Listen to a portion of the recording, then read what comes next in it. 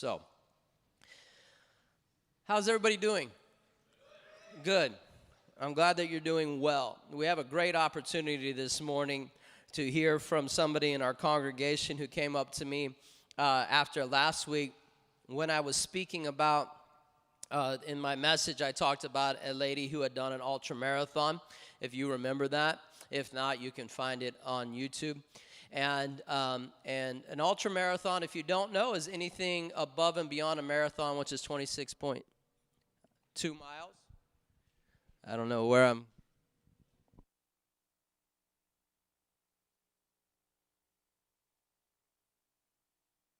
Eventually.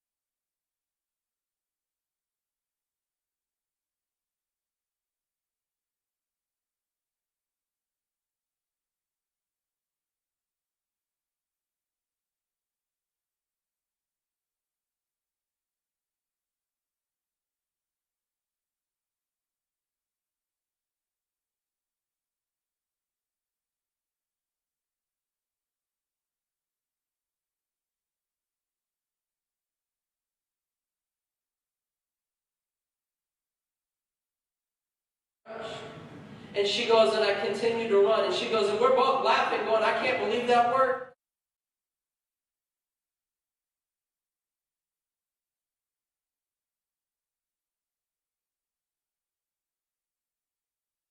But you got to take the time. You got to make the time. You got to set aside the time and get rest. Fair enough? That's all I'm going to say about that today. So, we have a great opportunity to hear from a young lady in our congregation who came up to me after the service. I'm going to move this out of the way. And said to me, I just finished an ultra marathon. I said, wow, that's really cool. And she began to share her experience and her testimony about that based on what we talked about. And it's a theme that you've heard throughout the times that I've been speaking, is that no matter what circumstances that you're walking through, there's a beauty in God that you wouldn't experience any other way. So if I can have Fatima come, she's going to come. Come on. Let's get back there.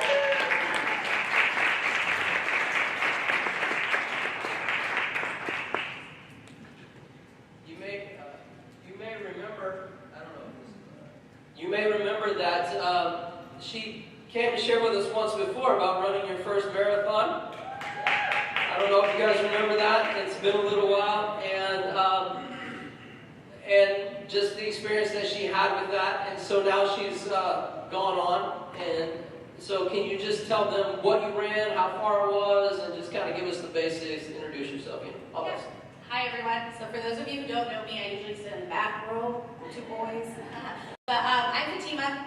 Good morning. Nice to see you guys all here today.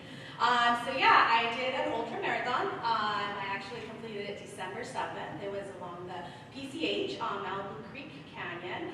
It was a 50K. The 50K is usually 32 miles, but because of the way that the course was laid out, it was a whole extra mile that I didn't know about until the very end. So it ended up being 33 miles, and yeah, I finished in 10 hours exactly. Wow. Wow, congratulations. So, now when we were in the hallway, we were talking about, you were telling me that it was like number one, you didn't know it was going to be 33 miles, right? Oh, that was a surprise. Yeah, I was like, what? Oh, man, come on. I know she sits on the back row, but you got to understand she's not a back row Christian. So,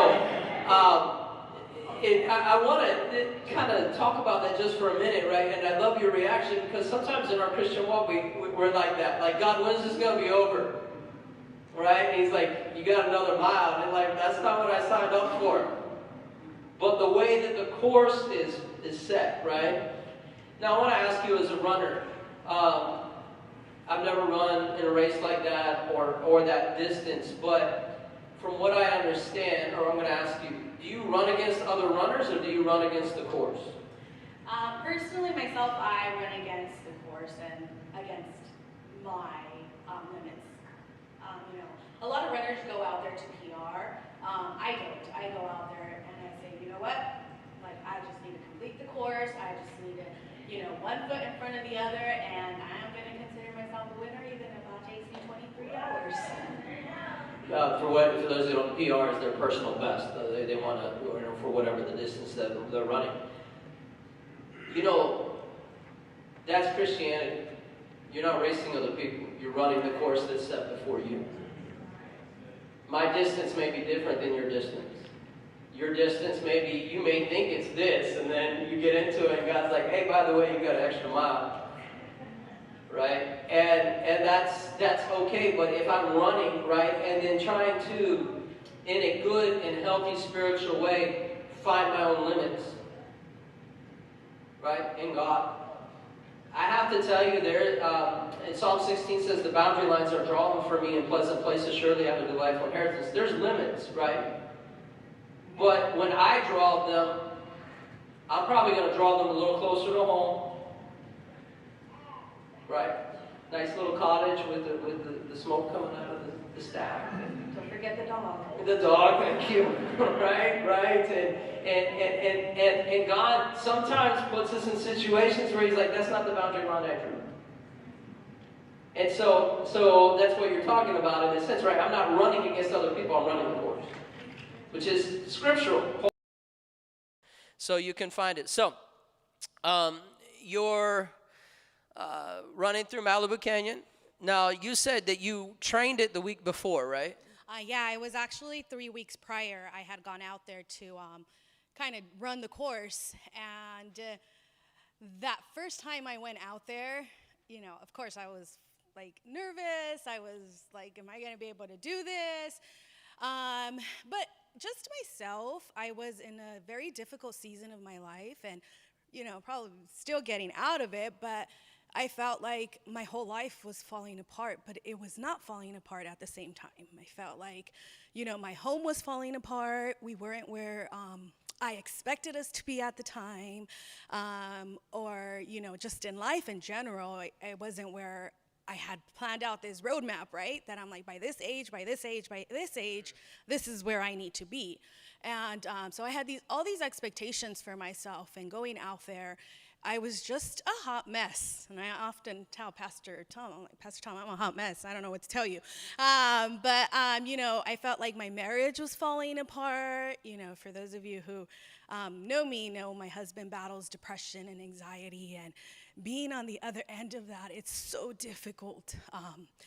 because you see their pain and you know of this God that takes it all away, and you know that, like his love is so freely given to us. And, I'm just battling that, battling finances, just myself. Like, my kids are growing. I'm coming to a stage of my life where, my kids are getting their own identity, and now, my identity's kind of been with my kids for so long, and now what do I do with myself? So I went out there that week, and this is where I was at. Just, plain and simple, I was a hot mess. I didn't know what to do. I started, and, I started about 3 miles in. I just had this, like, pull at my heart to send my husband a message and just tell him, like, I love you so much, and, it doesn't matter what happens, like, we're in this together, and, you're my everything, and, like, I'm right here with you. And, I took a picture of the scenery at the time, and I said, like, this is where I'm at. Just know that my life is not complete without you. And so I kept going, I kept going. At another point, I just got in that trail, and I just started screaming off the top of my lungs because I just had so many, like, emotions bottled up, and so many things that I wanted to control, and I didn't know how to control it, or I felt like I just couldn't control it. I don't know, a whole bunch of emotions going through me, and I just started screaming off the top of my lungs, and I just started pouring out crying.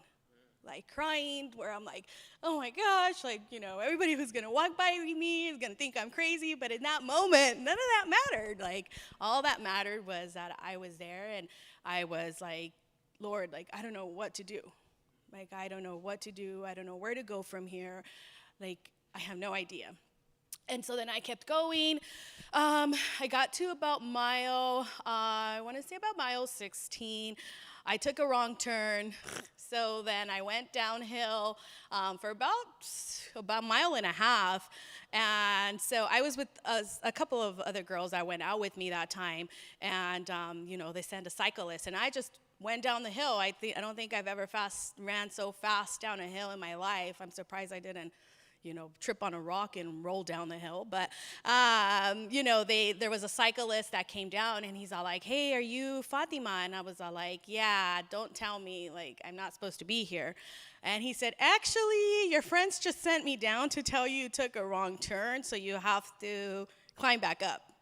Okay, so that was the hardest climb because I'm, like, exhausted by this point. And this is only, like, trial run. This is not even race day. So then I climb up that hill. I'm, like, literally going like this, like, okay. And so I get there, and my friend's like, okay, just keep going. And then I'm like, all right, no, pity over me or anything. All right, I'll just keep going. And so then I kept going, and about mile 18, 19, I took a fall. I took a fall face forward. It was, but even in that fall, there was such grace to that fall that even though I hit hard, rocky terrain, dry bushes, all that happened was a busted lip and a couple scratches. And after that fall, it was the Lord telling me, like, you silly child of mine, you want to have everything in control, but you need to understand that I am your father. I am going to take care of you, and I'm the one in control.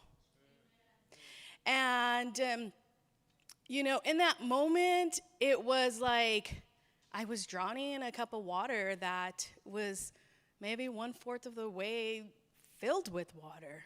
But everything was spiraling out of control. It felt like in my life, but at the same time, it wasn't spiraling out of control. And it was him who was holding on to everything, and I was trying to take control of it, and I just needed to let go and release everything to him.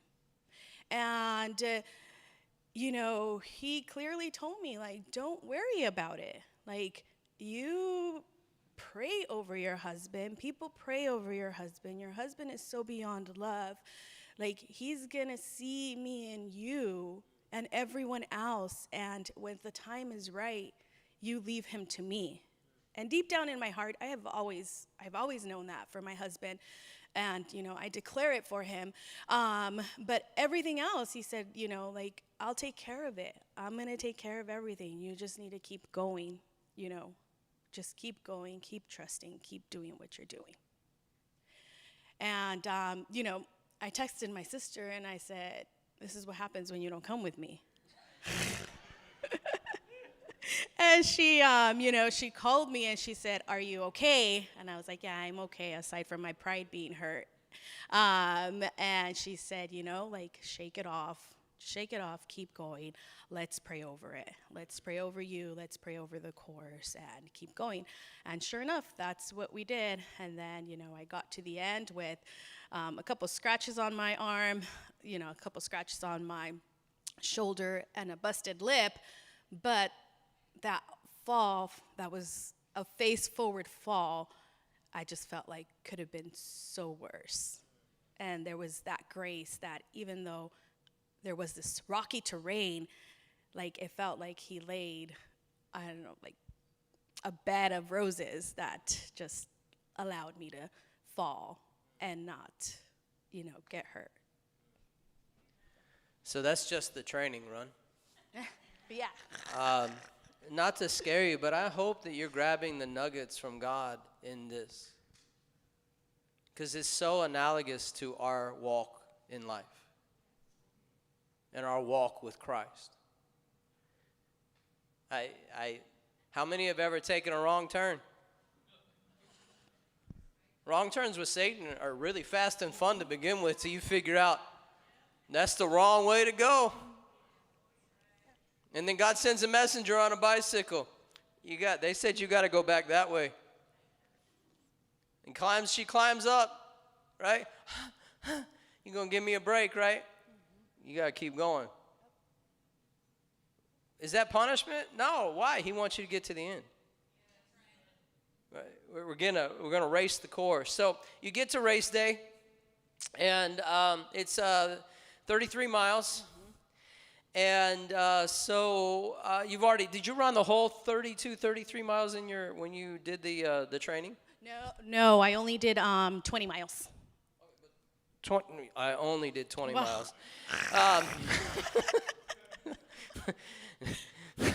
Never mind. Okay, so you get there race day, and you were telling me you get through the course to what, mile 30?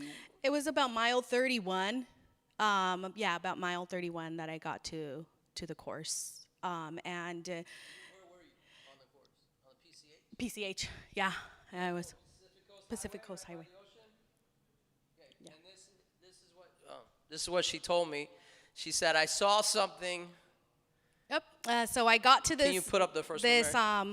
It was about mile 31, and I got to this point in the race where I just saw the most beautiful sunset. Like, getting there and just even speaking about it gives me chills right now. But I got here and I saw this. And in that moment, I had to take just a second to just admire this creation. Admire the fact that, the one who created this, the one who created everything, still knows me by name, still loves me, still gives me his love, and still takes care of me no matter what life throws my way. And he will always be there to hold my hand and walk with me and, just one foot in front of the other, one day in front of the next. I saw this beautiful sunset. I finished the last 2 miles with this view. Like, we saw it from the very start of the sunset to the very bottom of the sunset where everything was dark. And it just took my breath away. Like, I told Pastor Tom, pictures don't do it justice. Yeah. I can't. This is, like in that moment, it was just breathtaking.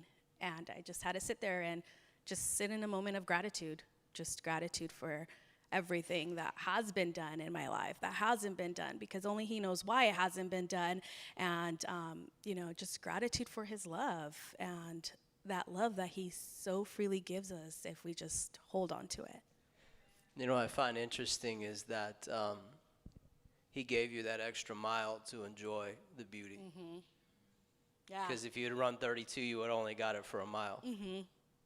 But you got to see it for 2 miles. Yeah, really. And, I was mad. I really was so mad that I had that extra mile.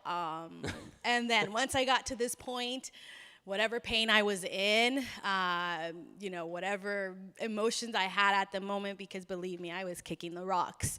I truly forgot about everything, like everything, I compared it to having kids. Not that there's a comparison, but when you have kids, you go through this pain, but the moment you see, the little one, you forget about everything. Like nothing that happened prior is part of that special moment with them. And getting to this point, that's where I was, where I knew, like, okay, that's it. You got me, God. So based on your testimony, would you agree that no matter what you walk through in your training or in your running, right? Mm-hmm. Falling, going the wrong way, having a moment of humanity where you're screaming at the top of your lungs, telling God, or whatever that was, and all the things that we all experience, is it your experience that if you continue, you're going to see the beauty of God? Oh, yes, definitely. Most definitely. We get to points, and I can speak for myself, but sometimes we get to points in our life where it's like, it's never going to end. Like, where do I go from here? How do I even learn to deal with this? It's just, I've been in this spot for so long already that I just don't know how to keep going, and I just want to, like, give up. It's easier to give up, right? It's easier to say, okay. But, like, push through whatever that means, maybe it's just a simple smile a day. Maybe it's, waking up earlier. Maybe it's, just calling someone. Whatever it is, just push through it. Just one foot in front of the other, and you'll get to this beauty that is designed for each and every one of you. And, everybody's course is different. Everybody's race is going to be different. But at the end of the day, the one thing that's constant is his love for you, and his love for, your life. And this is what you'll get to experience that, and just feel a sense of peace and, in your heart, that nobody will ever be able to take away from you, because it's him. And, then you'll transcend it to the next person before you won't even realize it, but, you'll be sharing that love with someone else. And, yep. Thank you so much. Yeah. Can you give her a round of applause? Thank you. That is...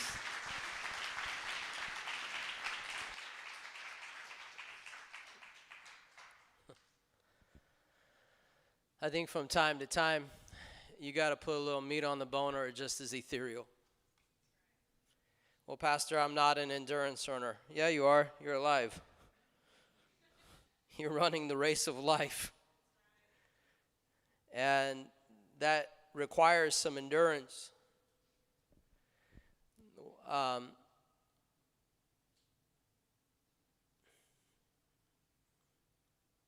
Some ways, I as a pastor, because of your heart, you would wish that some of the circumstances are different for people, and you can feel very vulnerable as a pastor because you don't have the answers and you don't know why, and you can't explain God, right? And sometimes I think as a pastor, people look at you like, are you going to give me the explanation? And it's like, I don't necessarily have the explanation. What she gave you today wasn't an explanation. What she gave you today was hope. What she gave you was, I've seen the beauty, and you can see the beauty too if you continue. Scripturally, if you could just go to one place today, Jeremiah 52, verse 31. It's the very end of Jeremiah. Jeremiah ends what he's saying to Israel, and then he starts this pronouncing judgment on all these nations. Anyway, 52 chapters in Jeremiah. I love the book, but it's a lot. Not because it's a lot numerically, but there's a lot of judgment and different things. So I feel a little weighted down getting to the end of Jeremiah. And then I get to the very, very end. And just briefly, you get to this verse in 31, and he starts to talk about a king. I'm just going to call him King J because I can't pronounce his name. He was the king of Judah, and he and his family surrendered to the people that were trying to overtake them, and he hadn't been king that long. And anyway, so they surrendered to the king of Babylon, and he puts them in prison. And so this picks it up. Now it came to pass in the 37th year of the captivity of King J of Judah, in the 12th month, on the 25th day of the month. 12th month, 25th day, the day we celebrate Christmas. This is the first recorded Christmas miracle before there was even a Christmas. 37 years. But then one day, a specific day, a day God knew, that evil Merodach king of Babylon, in the first year of his reign, lifted up the head of King J of Judah and brought him out of prison. And he spoke kindly to him and gave him a more prominent seat than those of the kings who were with him in Babylon. So King J changed it from his prison garments, and he ate bread regularly before the king all the days of his life. And as for his provisions, there was a regular ration given him by the king of Babylon, a portion for each day until the day of his death, all the days of his life. And the book ends. It's one of my favorite sections of Scripture and all of the Word of God, because there is a creative redemption in God if you stay the course. There's a beauty in God if you stay the course. This is a representation, if they put it back up, of a sunset, and maybe that doesn't grab your heart the way it grabbed Fatima's heart. But you know what? That doesn't mean that your beauty may be different, but you'll still see it.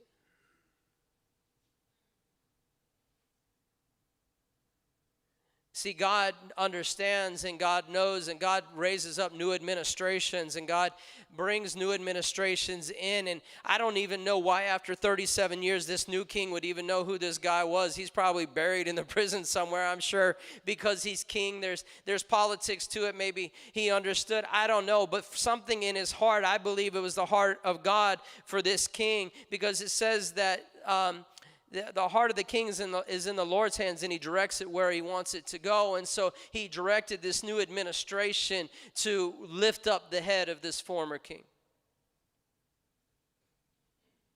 I don't know if you feel like you're in captivity. I don't know if you feel captive to a circumstance. I don't know if you feel like it's dark and it's been dark for a long time and there's no hope that it's ever going to be light. I'm here to tell you and give you a good word this morning. That's not true biblically or scripturally, so don't believe your soul. Pastor, I've run more than 37 miles, or 33 miles. I've gone more than 37 years. Okay, but we're still breathing. We still have ability, so keep staying the course. Pastor, she went a mile and a half down the wrong way. I went like 111 miles down the wrong way. All right, start walking back. right? Convincing yourself that you can never get back is not an excuse not to walk back. Well, I know what's going to do. I'm going to get there, and then he's going to make me do what he wanted me to do to begin with. And you will be at peace, you will be at rest, and you'll be fulfilled. But right now, you're probably none of those things. I'm anxious, I'm worried.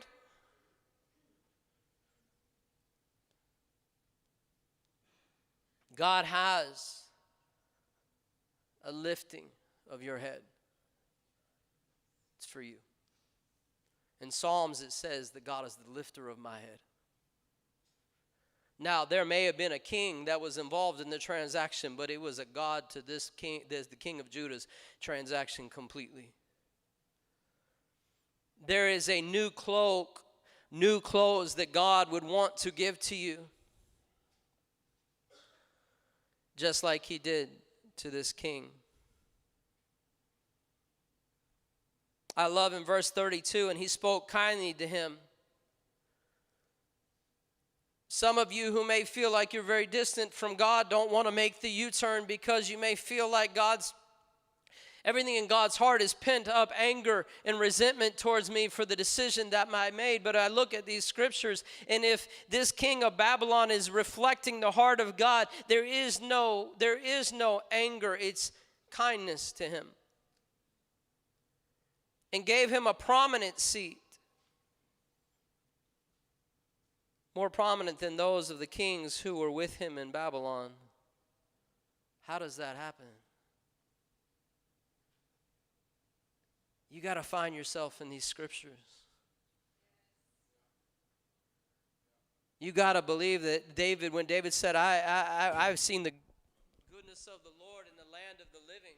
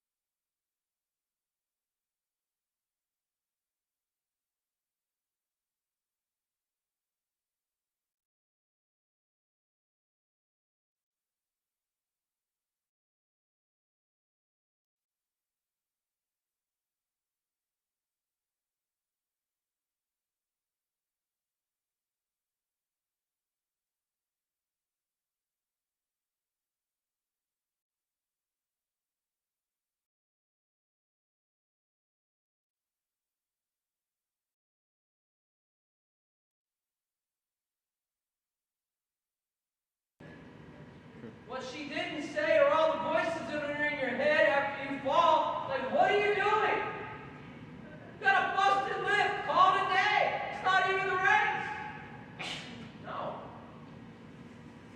Why are you out here? Don't you put that tie check in there. You don't know where your money goes. You're right, I don't know where it goes, but it's not my money. Don't show up on Wednesday. Why not? Those are just examples. Don't get overcome. You really want me to show up on Wednesday, don't you? Yeah, for the relationship. It's the course. It's the course. So, hope y'all can hear me.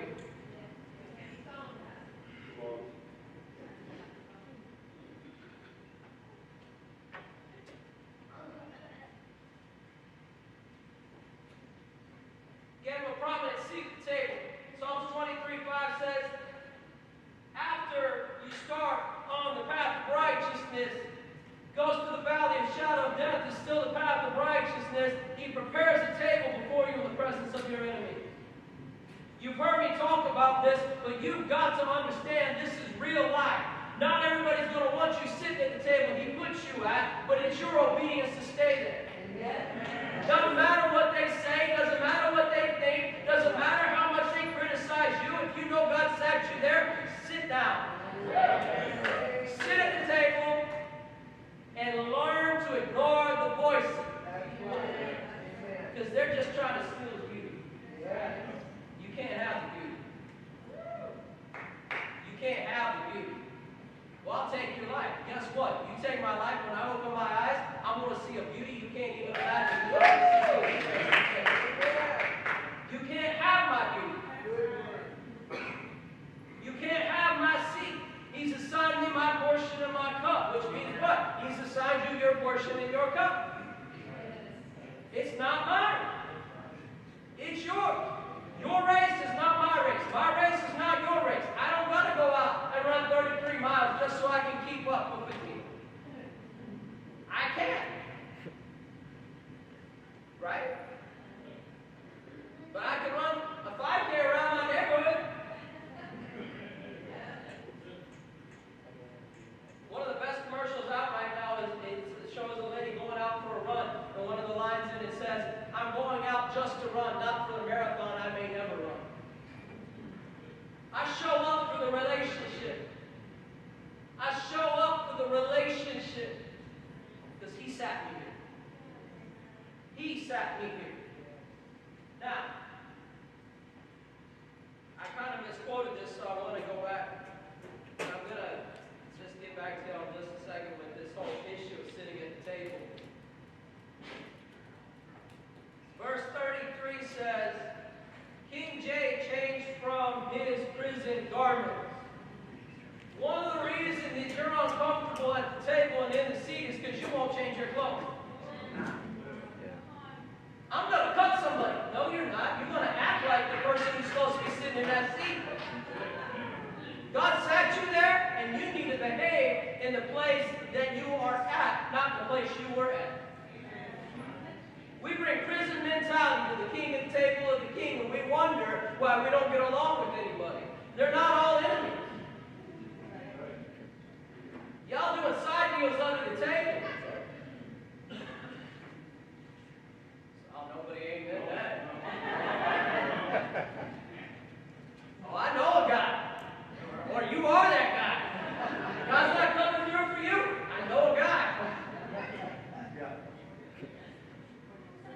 It's okay to laugh, but that's what we do. I got to change my clothes. What do I put on? Y'all know what to put on. The whole armor of God. Y'all know what to put on. The fruit of the Spirit. Y'all know what to put on, but I've got to choose to put it on. We talk about being seated with Christ and being in Christ and all of those things and royalty, but sometimes we want to act a little less than royal. Humility. Grace.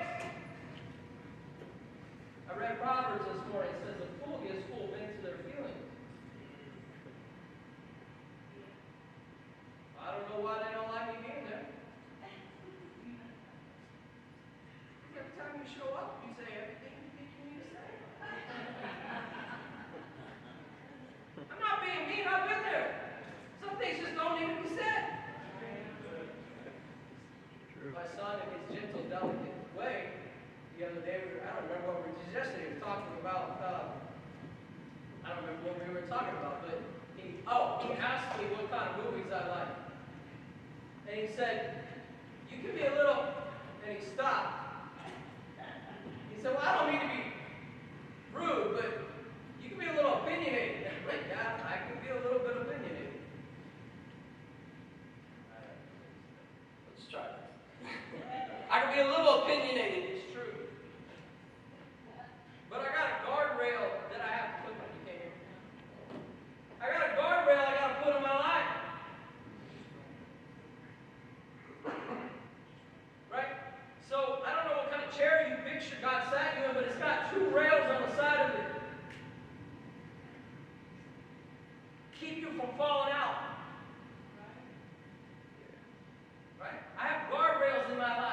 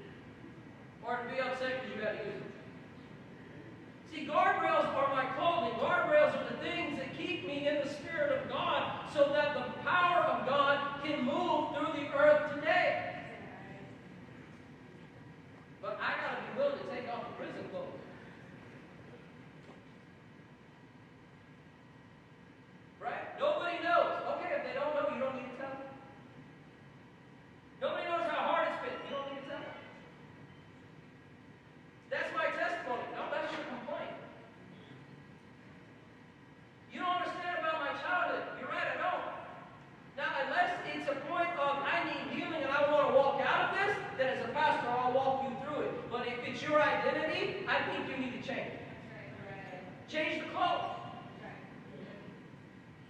There are a lot of things I was that I'm not. There are things that happen to me, but they're not who I am. There are ways that I have treated people that I do not treat people. There are ways that I've been treated that I no longer treat people. Now, is that to maintain a seat and to maintain a place?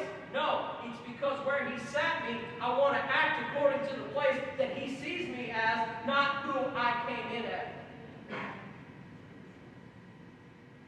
37 years in prison, get in your veins, I've been thinking.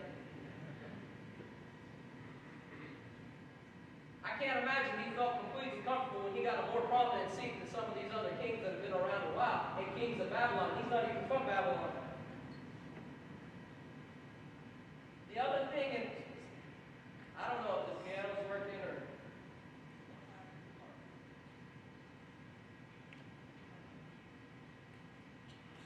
I guess God's just going to take all my platforms out today. That's fine. It's all right. We're just going to go this way. We're going to run this way. Okay. This is what we're going to do. You sound like a winner to me.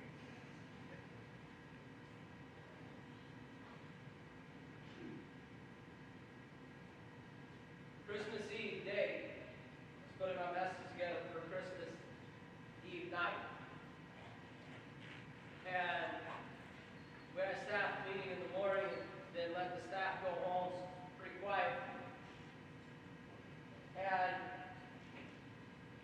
not telling you other than it's just pertinent to the story.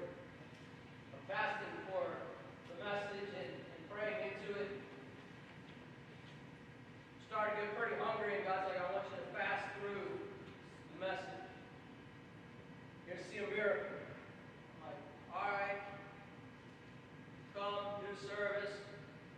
Maybe the fact that we got through service was a miracle. I don't know, but nothing notable. Go through dinner, wake up the next morning, and I have a tiny little window of time by myself before the activity of Christmas Day starts. Sit down with my Bible because I felt like God said, just give me a few minutes, and I opened my Bible, and he said Psalms 23, which he often does, and you know that if you've been around here. And I read, the Lord is my shepherd, I shall not want. There had been a question I had been asking God for maybe a couple months off and on. It was this thought that I continued to have that seemed to have a certain amount of sway in my life that I didn't like. And the thought was this: when is it not going to be enough? When is it not going to be enough? I don't know how that plays out in your life. Maybe for this king who's now sitting above other kings, when is the jig going to be up? When are they going to figure out I was in prison for 37 years? When are they going to figure out I'm a Hebrew? When are they going to figure out that I'm part of a different kingdom? When is he going to stop not talking kindly to me? And do you ever feel like you're always kind of on the edge? Not enough? Just me?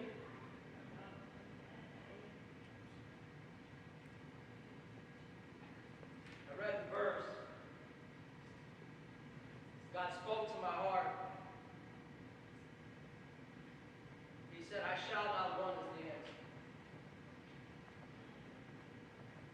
He said, your question is, when is it not going to be enough? And the answer is never.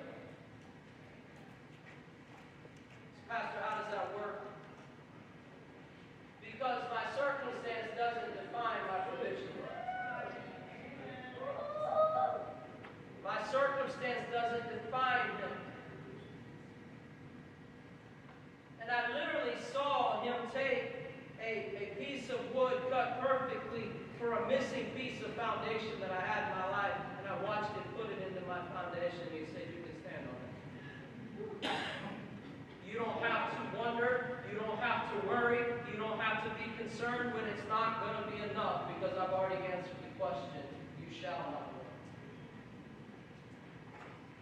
Pastor, you're never going to be in want. That's not what he said. But it is what he said. My circumstance may look like want, but my spiritual existence within in my relationship with God says that even if I'm at a deficit, and I bet you Fatima, she was up here to tell you, as a runner, there's times where you hit a deficit. But I'm not in want. Does that make sense? Because some of you are struggling with the table because you still see yourself in the prison clothes, because maybe you haven't changed exactly, and you're wondering, when am I going to make that step that puts me right back to where I was? And you have to trust the one that says, I shall not want. Pastor, I got to feel it. That sounds like a nice story.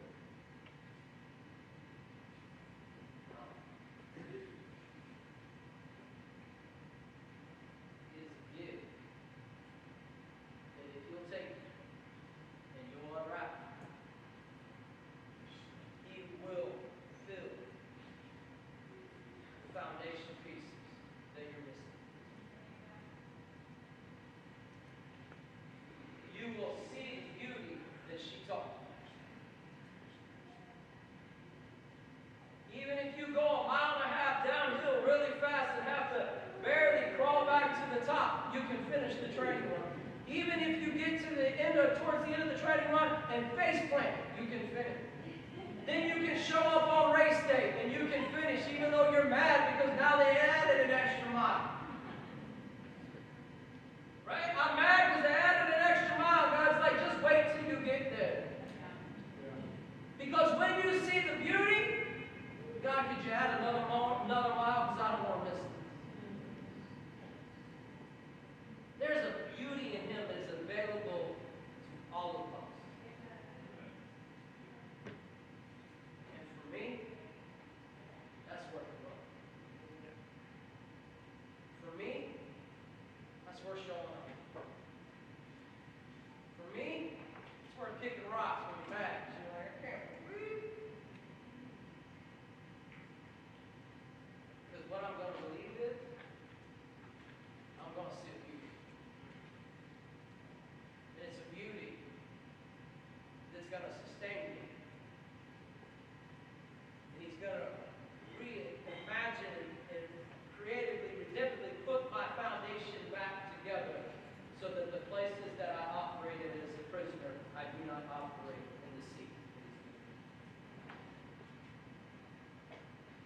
You walk out of here today, walk out with this thought, God, am I still in prison clothes trying to sit in the seat that you gave me? God, I can do clothes today. And I promise you, he will meet with me and give me a piece of foundation and answer a question I did not have an answer for. He'll do the same. Amen? We won't be at all your houses on New Year's Eve or New Year's Day, so from Ileana and myself and RCC staff, pastoral staff, have a great New Year.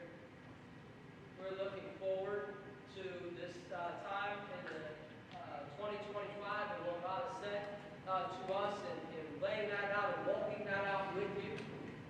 If you don't feel complete about 2024 and you're like, I still don't know exactly what my identity is, that's okay. The word doesn't end. You keep walking it out. Your course may be a little bit different than other people's course, but you run that course. You keep running that course. Well, I got off and get back on. And run the course. Because there's a beauty in that word for you. There's a place for you at the table. Go ahead and sit down and trust the one that put you there. And he will not just put you there, but sustain you there all the way. Can you stand? I want to pray.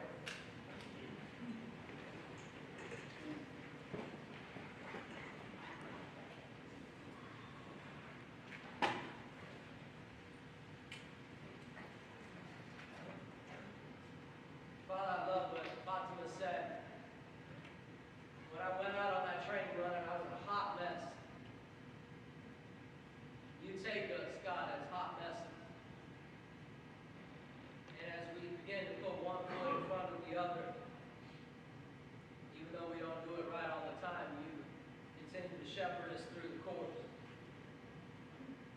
moments of humanity, moments of getting lost, moments of falling. You continue because you know that there is a table and a beauty coming that we could not get to otherwise. So God, we surrender to the course this morning, believing the beauty that's coming. We can't define that, but you have a way of doing it in a way that means so much to us individually. So I bless everyone here and those that are seeing us online. Hopefully they can hear us. But I bless them with the beauty. Coming out of 2024, going into 2025, I bless them with the beauty. The beauty that only you can provide in a way that's personal to them. Would you touch them? Would you comfort them? Would you keep them? And with the beauty of who you are, be so evident and radiant to them. God, we pray. In Jesus' name. Amen. Enjoy your new year. We will catch up with you on January 5th. And then have fun on Wednesday and start fasting and prayer. So God bless you. Oh, and still has a phone if you're missing it. People that would be here. Come and see us. I think they didn't know that. Well, we announced it, I think. I don't remember.